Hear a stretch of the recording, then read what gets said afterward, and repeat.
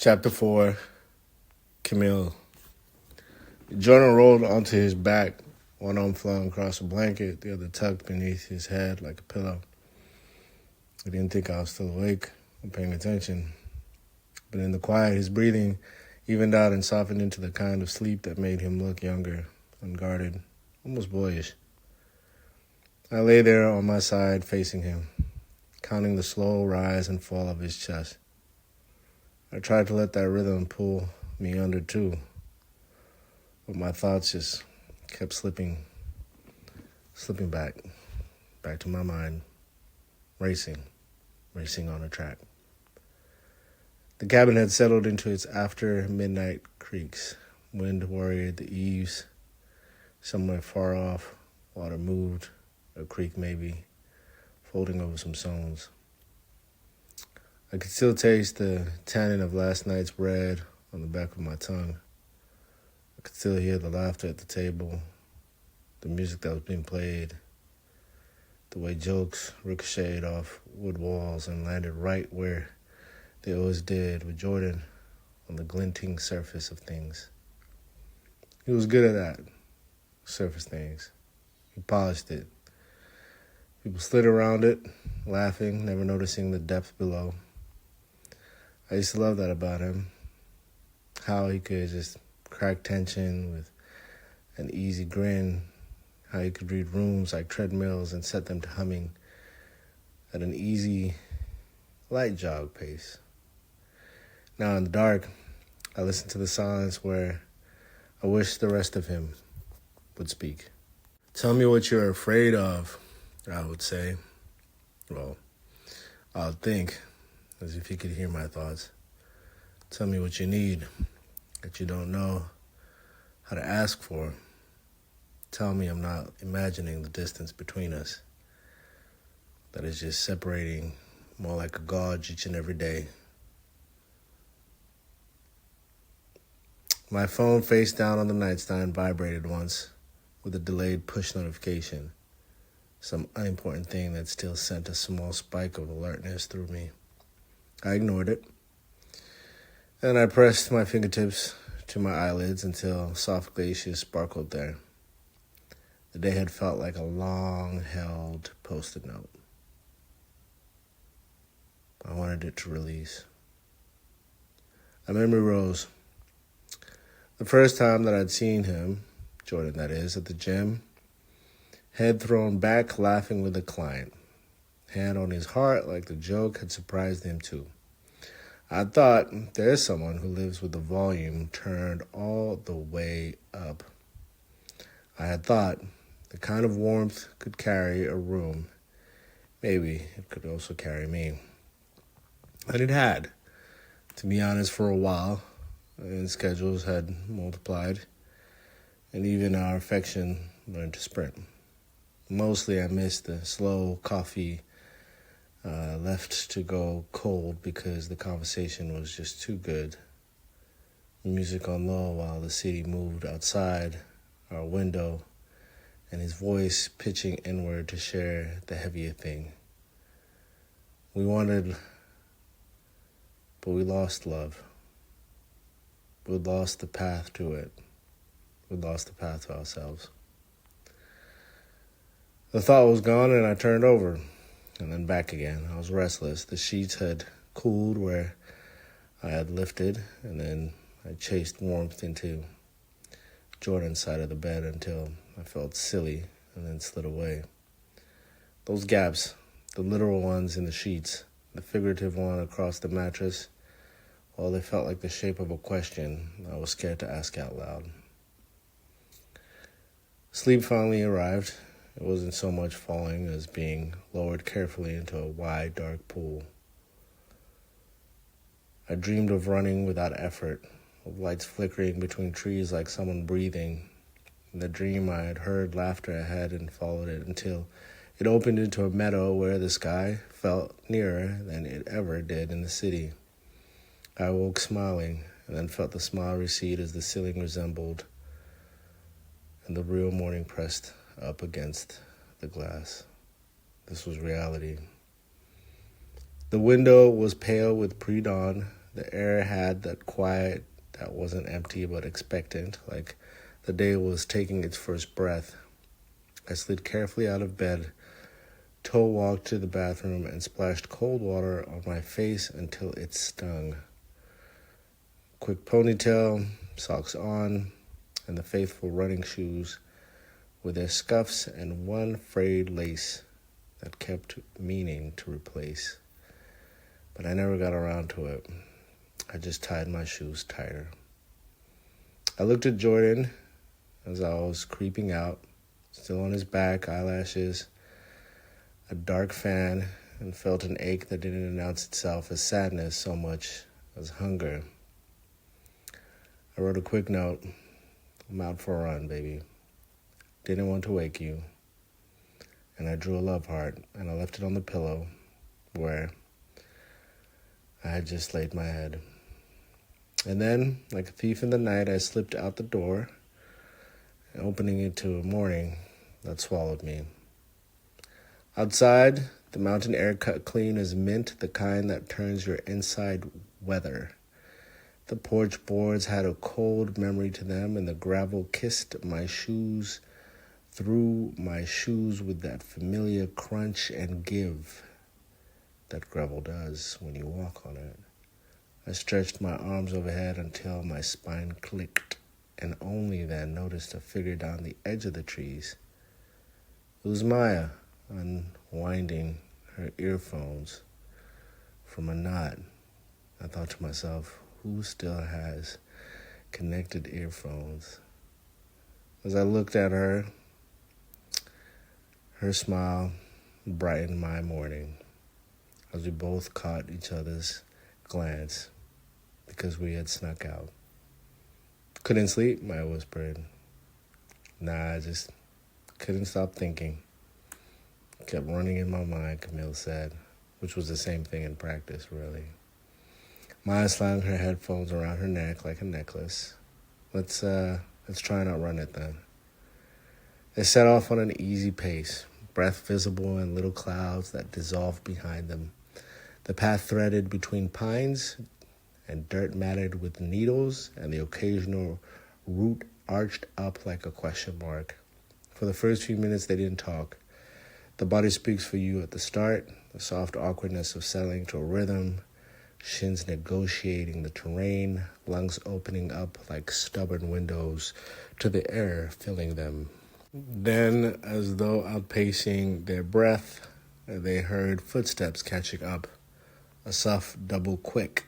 Harper jogged into view, hair scarped into a ponytail, an expression of apologetic. Oh my gosh, I saw you from the kitchen, you guys, she puffed. Couldn't let you two have all the endorphins. We'll share as long as you share gossip, Maya looked back at her and said, pretending to be stern. I'll need at least one scandal thing that happened last night, laughing. Harper laughed back, breath plumbing. Elise and I recognized the spice drawer. Does that count? Domestic scandal, Camille said, the most dangerous kind, with a smirk on her face. As if summoned, Elise appeared from a side path, setting her watch. Is this the unofficial 5 a.m. club? She asked, smiling. I should have brought coffee with me. What is it? Double espresso with oat milk? Don't say coffee, Maya said dramatically. You'll hex us. Well, we'll have to loop back for it, Harper offered. If we survive the hill that I can see just up ahead, as she signaled with a head nod, looking forward. They turned up a gradual climb that teased the calves awake. Birds started throwing their tin bells around the canopy. The forest smelled like resin, warmed by a memory of sun. Even though the light hadn't fully arrived yet, their stride fell into an unplanned unison, the comfortable hush of women who all knew how to breathe in each other's company without filling the air with noise. At the crest of the hill, Maya tipped an imaginary hat to the view, laid rigidless of a river catching first light in metal slashes.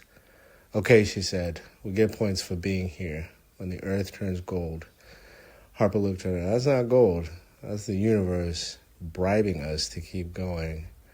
Elise checked her watch again and then tucked it away like a guilty cookie.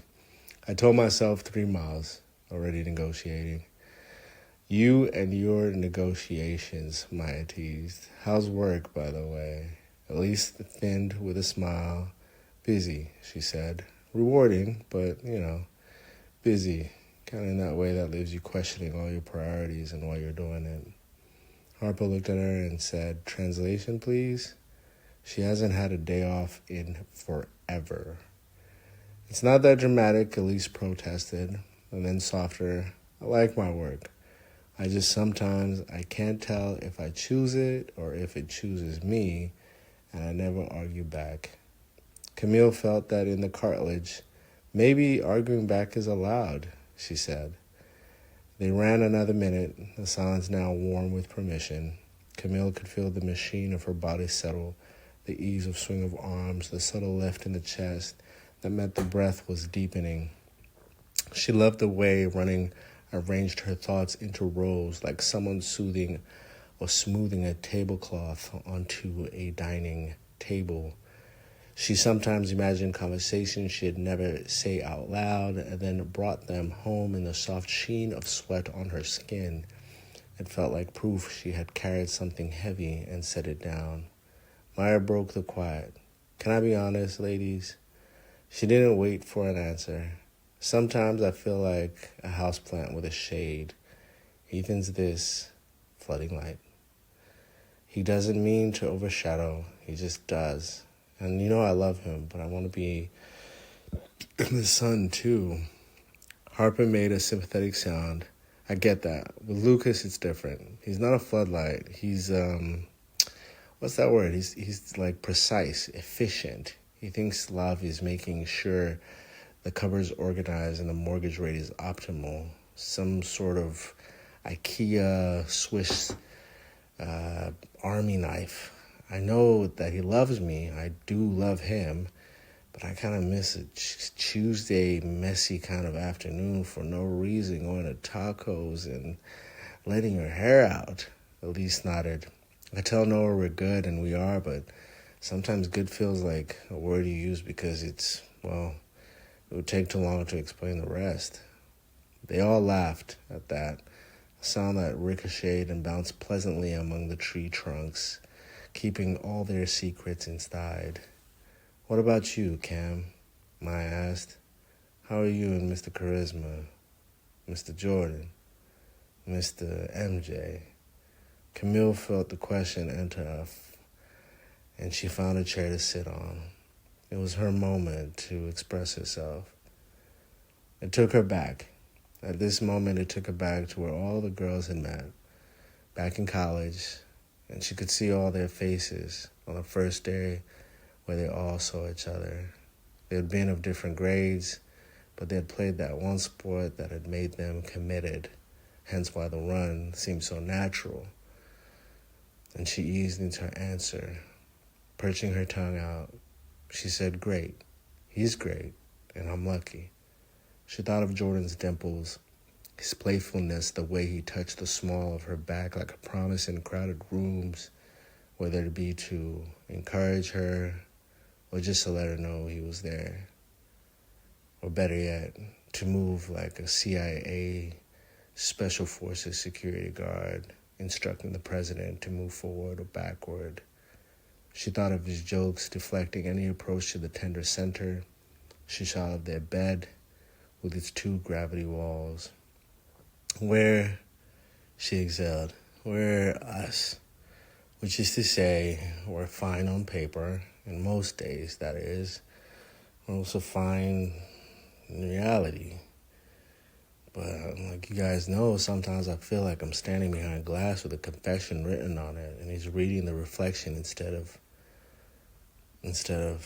Maya grimaced, instead of actually saying words that he means.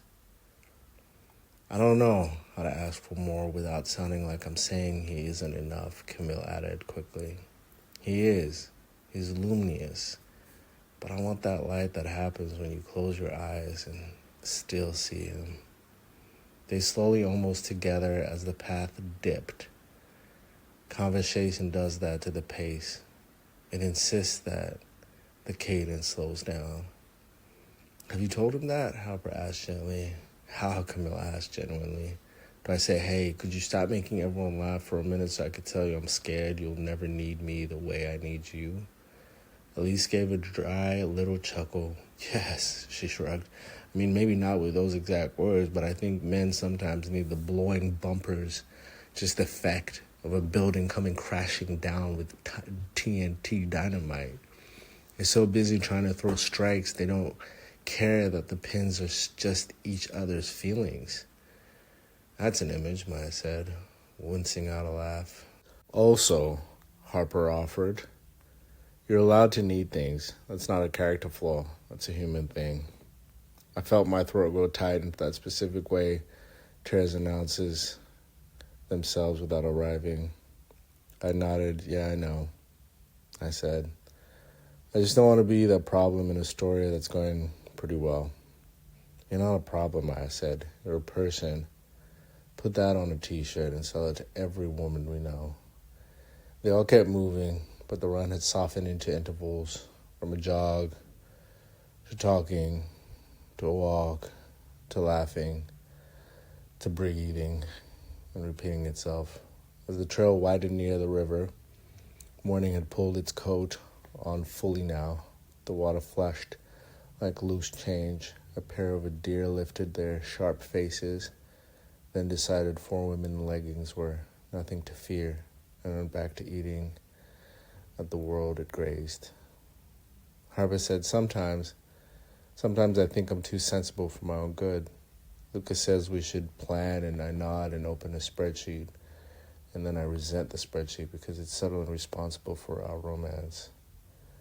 Maya looked at her and uttered, burn that goddamn spreadsheet. Elise amended, yeah, retired honorably, with benefits. They all grinned. Their words were doing what I loved about us all being together.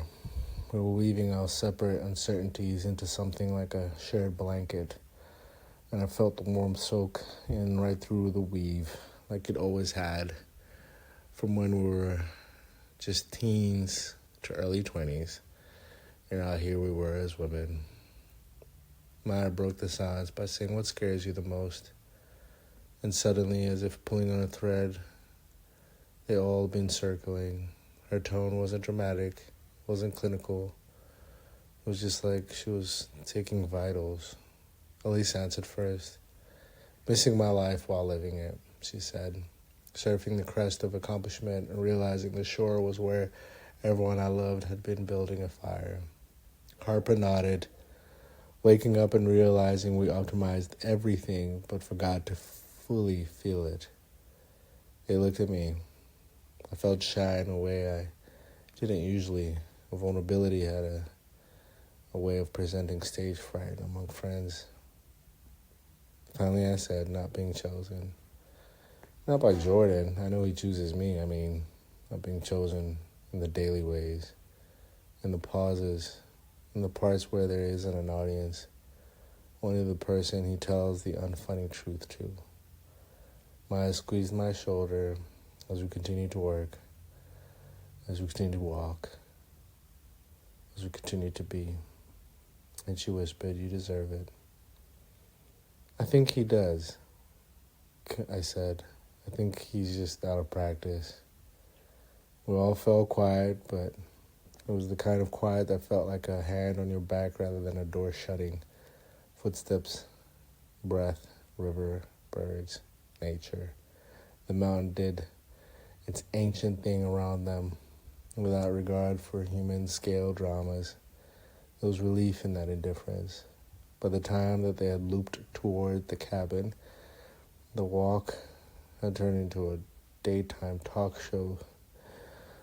They debriefed, taken off shoes, compared playlists, swapped sunscreen brands like recipes.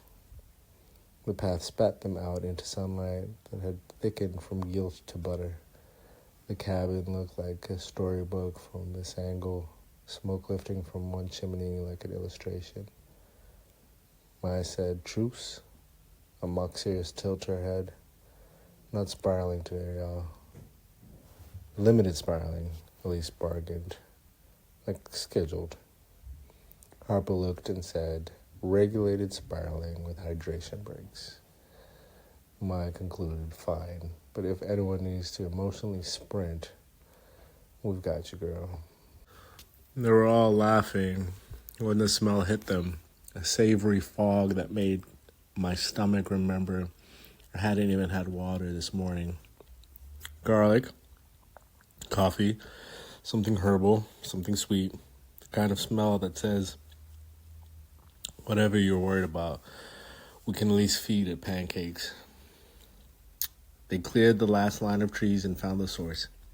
Lucas went on the porch with a kitchen towel over one shoulder, guarding two cast iron pans like they were industrial assets. The music playing, mana. On the table beside him, a cutting board with a speaker blaring a song, and chives, a mountain of chopped fruit, a line of mugs steaming like a choir. Lucas wasn't showy, but he was thorough. Even the paper napkins were folded neatly, as if they had been given instructions. At that moment, he looked up and registered all four of us in one single efficient glance. "Y'all are back," he said out loud, as if he had precisely predicted the timing. "Two of you take eggs, two of you take plates. Coffee's ready, and pancakes in 5. "Morning, quartermaster," Maya blurted out with 2 fingers saluting him back. "We come in peace and some sweat." Harper kissed his cheek as she moved past Lucas. "Smells amazing, babe," she murmured, and Lucas's mouth softened almost imperceptibly into a private smile before he returned to whisking the eggs. I wrapped my hands around a mug. The heat bit pleasantly at my palms. The porch boards were warm now. The day had truly arrived. At this moment, Jordan wandered out, and then hair in a gorgeous chaos mess, eyes still soft with sleep. He grinned when he saw me. "Hey, runner," he said, dropping a quick kiss onto my forehead that landed a little off target in its sleepiness. "How far today?" 3-ish, I said, plus some feelings on the side. "Ah," he said with a long, blurted out motion. There was the joke, reflexive, a spoon skimming foam. I smiled anyway. I was tying in the laugh that I knew how to do best, but I decided to not try so hard. "Walk with me to get some water," I asked him, nodding toward the cooler at the edge of the porch. Jordan blinked and then nodded and followed. We stepped out of breakfast bustle into a slant of sun. The air held a warmth that would grow but not fray by afternoon. I filled another cup and passed it to him, and I filled my own, letting the simple choreography make courage. "I liked waking up before the world," I said softly. "I forgot how that feels to my body." Jordan took a drink, wiped his mouth with the back of his hand. "We should definitely do this more. Be morning people. For a week, we always used to do that. I mean, we were scary back then." I had settled for one morning where we decided to be honest enough to make it too awkward, I said, and felt the ground tilt. I hadn't planned to say it like that, but there it was, standing in the light. He looked at me, and he finally really looked at me, creases forming between his brows. I watched the joke he might have said walk all the way to the edge of his brain for him to blurt out, but instead he said, "Okay. Okay, if you'll settle for one morning where we decide to be honest enough to make it too awkward, let's do that." Relief trembled and a fine thread. I took his hand for a second and I squeezed it. Later this morning, promise? He looked at me and said, after breakfast, let me at least wake up so I can get to awkward. We returned to the porch where the women had resumed a loose orbit, Maya organizing cutlery like wands, Harper distributing plates, Elise plating fruit with an eye for color, because of course she was. And Lucas slid a perfect omelet onto a platter and then, almost shyly, added a sprig of parsley, as if that detail might be ridiculous and also necessary. Don't touch the pancakes yet, he warned, glancing at Harper, who lifted both hands innocently looking at him. Wouldn't dream of it, darling. As she already reached for the syrup bottle that read its label like fine print. I met the woman's eyes, recognizing something from the trail carried over into this moment. Our confessions had not evaporated with the sweat. They had not condensed into invisible chords like a song that was being played and played out into the next song. I felt steadier for it. Not fixed, not solved. It took me not back to moments of a younger self, but into a presence, a stillness. I was steadier, like someone that had just adjusted the picture of a frame until the edges stopped vibrating and it was all perfectly lined up. Maya bumped my shoulder. You good? I looked at her and I said, today? Yeah. She shot back at me, good. And then raised her voice towards Lucas. Chef, can I get an order of pancakes shaped like my hopes and dreams, please? Circle it is, he said dryly, and flipped one with a wrist flick so tidy it bordered on a smug. They cheered anyway, spilling into laughter that made the birds flicker from the nearby branches like confetti. Jordan slid in behind me, hands light at my waist for a heartbeat. Not ownership, not even apology, just the presence I needed. I leaned back into the smallest amount of his body, enough to feel him being steadying me. And I didn't know what conversation awaited us later. All I knew is that I'd asked for it, and he'd said yes. Not in a way like acknowledging, but in a way like we'd already had the conversation. The river kept its silver chatter beyond the trees. Somewhere a door opened and the day widened to include it. Plates began to fill, forks found their ways. Coffee moved like small miracles from hand to hand. The table gleamed with the practical abundance Lucas had engineered for culinary genius, and for a moment each of us occupied our small square of contentment, that rare and ordinary kind that never makes a story, but yet is the reason you write one anyway.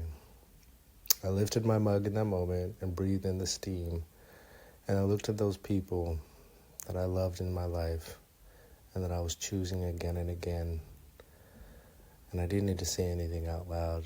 That morning it started with a run and turned into a walk, a confessional with 3 other high priests, a way forward that involved talking without really moving, and then moving turned into less talking, and then we'd stopped exactly where the light caught us all.